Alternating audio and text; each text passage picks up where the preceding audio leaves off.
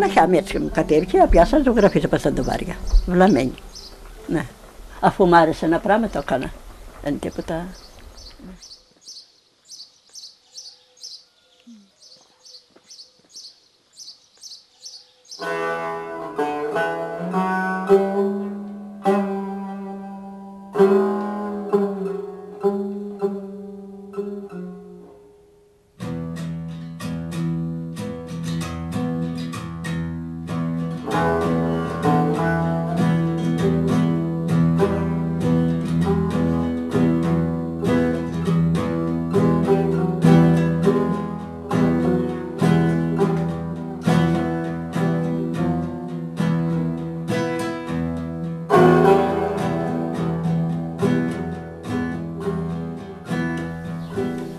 Για να ζωγραφείς πρέπει να μην τρέμει το χέρι σου. Άμα τρέμει το χέρι σου, αλλού πας, αλλού κάνεις.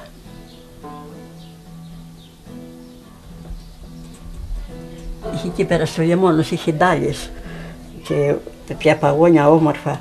Ήρθα και τα έκανα εγώ. Έτσι πιάσαμε το μυαλό μου και τα έκανα.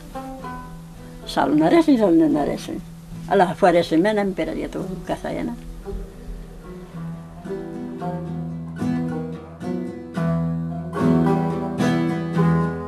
Αροδάφι τη λέμε τώρα. Εσείς έξω τι λέτε. Εδώ πέρα παραπέρα στον άνεμο έχεις και αγοράκι πέρα στο καφενέ μας από αντίκρι που έχει με τα λουλούδια. Ροδάφι τη λέμε.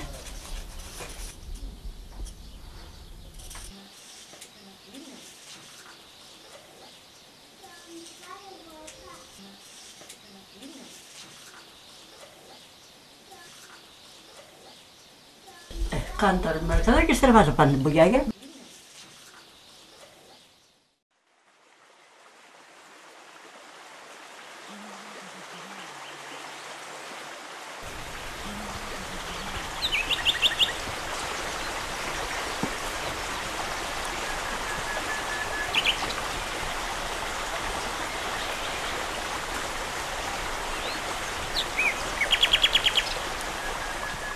Τι μαζεύετε αυτή την εποχή?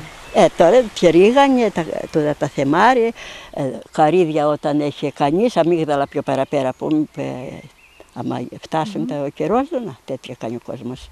Και το χειμώνα πάτε στις ελιές? Στις ελιές βέβαια, έχουμε κτήματα. Ναι.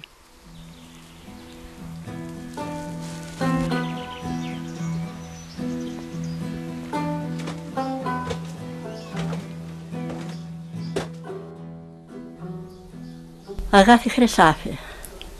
Παλαιοχώρη γεννήθηκα. Το πατέρα μου το όνομα ήταν Ευσταθίου Κουτλή. Αγάθη Ευσταθίου Κουτλή. Αλλά τώρα παντρεύτηκα Αγάθη Εμμανουήλ Χρυσάφη.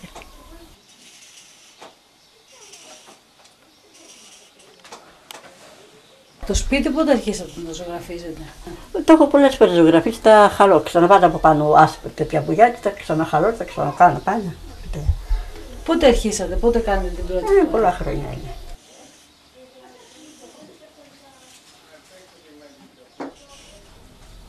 Δεν ζωγραφίζω κάθε μέρα. Απασχολούμαι σε άλλη εργασία.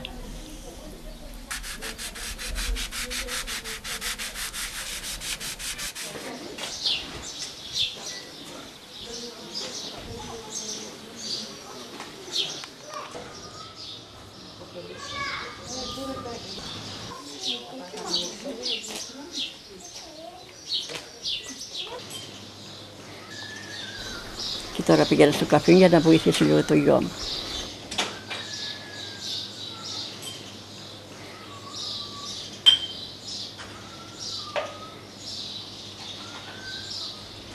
Κουρασμένα κάνω λίγο φαΐ να φάω, ξέρω, ξαπλώσω για να ξεκουραστώ.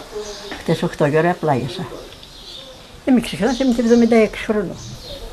Και περνούν τα χρόνια, κουράζεσαι πια. Όρθια όλη μέρα, κάτι καφέ έκανε.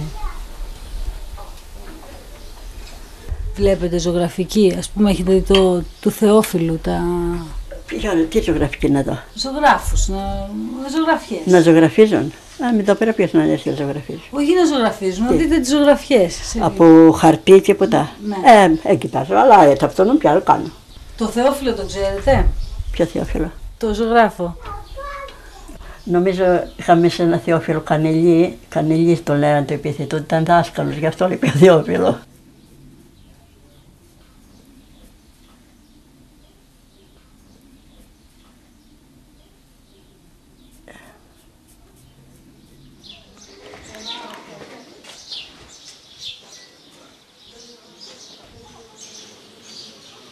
Γεννήθηκα από 3 μηνών με ένα αρφανό από πατέρα.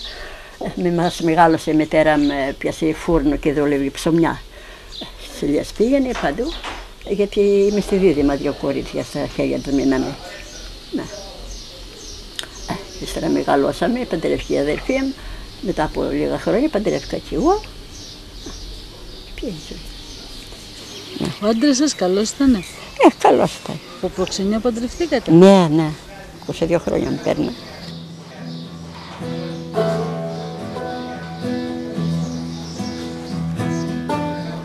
Απ' τα πάντα τέτοια είναι η ζωή μου, μονότονη. Προπάνω στα χωριά, δύσκολη. Τράβηξα ζωή. Δόξα τω Θεώ, πέρασα.